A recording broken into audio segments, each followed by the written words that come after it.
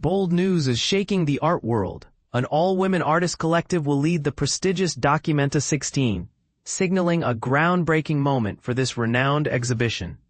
Naomi Beckwith, who serves as the deputy director and chief curator of the Guggenheim Museum, has announced she will spearhead this influential event in Kassel in 2027, alongside a team of exceptional women. Joining Beckwith are curator Carla Acevedo-Yates, academic Romi Crawford, poet and editor Mayra A. Rodríguez Castro, and curator Xiaoyu Weng. This diverse group brings a rich blend of expertise in diasporic art, Black cultural movements, feminist thought, and decolonial strategies, marking a significant and deliberate departure from previous leadership structures. But here's where it gets controversial. Their appointment comes at a time when Documenta is grappling with backlash following a newly introduced code of conduct that controversially draws connections between anti-Semitism and criticism of Israel. This intersection raises important questions about freedom of expression and the boundaries of curatorial responsibility.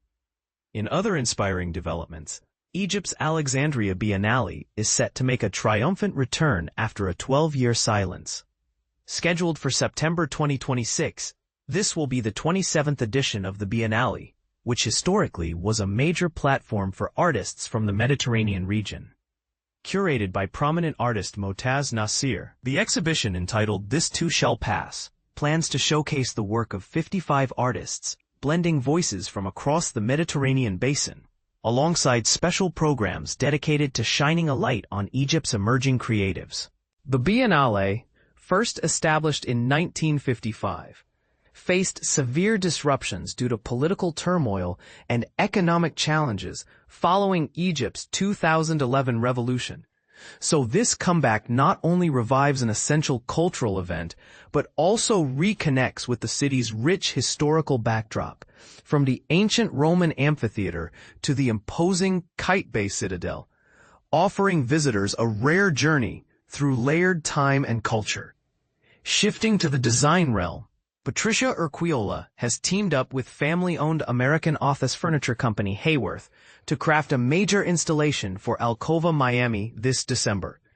This annual event, now in its third edition, returns to the historic Miami River Inn and coincides with the city's renowned Miami Art Week.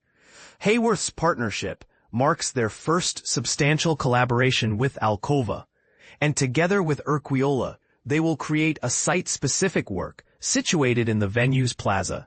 This collaboration continues Alcova's focus on integrating experimental and innovative design elements with the architectural character of the early 20th century property, offering visitors a blend of contemporary creativity and historic ambiance. Turning to the business side of things, Estée Lauder has issued a sobering financial forecast for fiscal year 2026, warning that tariffs could cost the company an estimated $100 million. This warning reflects ongoing uncertainties around U.S. trade policies and is coupled with a forecast of profits falling short of Wall Street's expectations. The beauty giant is currently experiencing setbacks in its skincare and makeup sales, particularly in crucial markets like the United States and China. This downturn led to an alarming quarterly loss of $546 million. In an effort to navigate these challenges, newly appointed CEO Stéphane de la Faverie is accelerating new product launches, refining luxury pricing strategies, and relocating production of goods destined for China from the U.S. to Japan and Europe to reduce tariff exposure.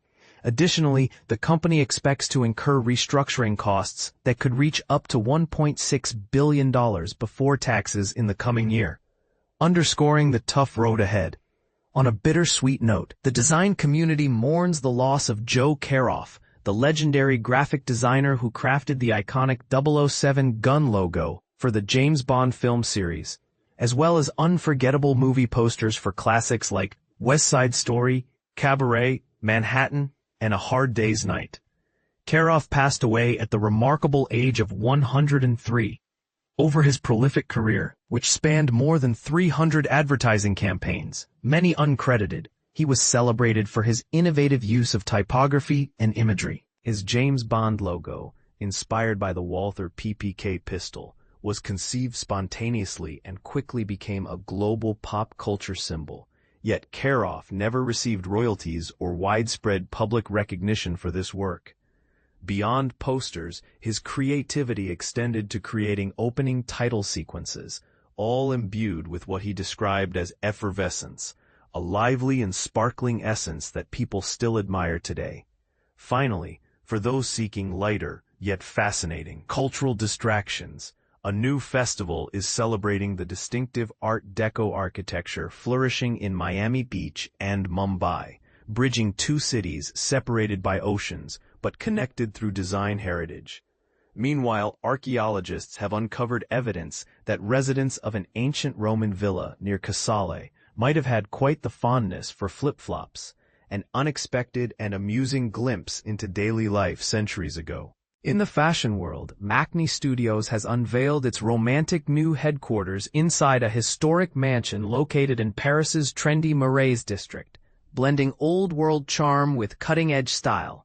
And for those watching global economics, experts are declaring that we may be in the midst of a serious recession, an observation that raises questions about how this will affect industries from fashion to art. This roundup offers much to ponder. How do you feel about the all-women leadership at Documenta 16 amid the backdrop of political tensions? Can Egypt's Alexandria Biennale reclaim its historic cultural influence? And is Estée Lauder's strategy enough to weather economic headwinds? Join the conversation. Your opinions could add fresh perspectives to these unfolding stories.